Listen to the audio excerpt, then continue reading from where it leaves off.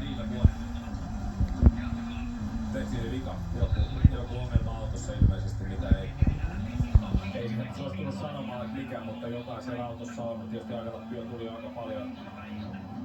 Mutta ei ehkä niin paljon, että mitään dramaattista suorituskyvyn muutosta siinä autossa. Että jos vertaa nyt aikoja Furmoa myöskin Rovan perään, niin aika normaali aikatappio, mitä hän yleensä häviisi tästä kaudella.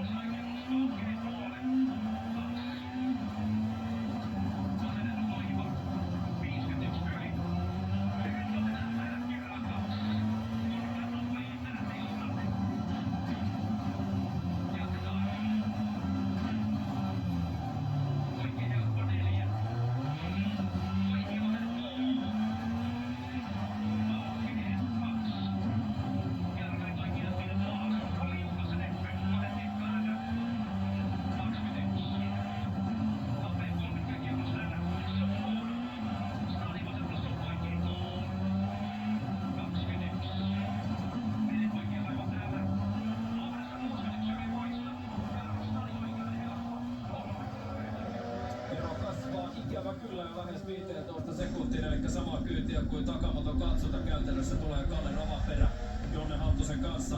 Ja niin kuin ne kuuluu, niin kyllä on Jonne Halttusellakin tällä hetkellä kova syke päällä tuolla autossa. Ja niitä sankaritarinoita viime vuonna muun muassa Puolassa kirjoitettiin ja niitä sankaritarinoita tänäkin viikonloppuna.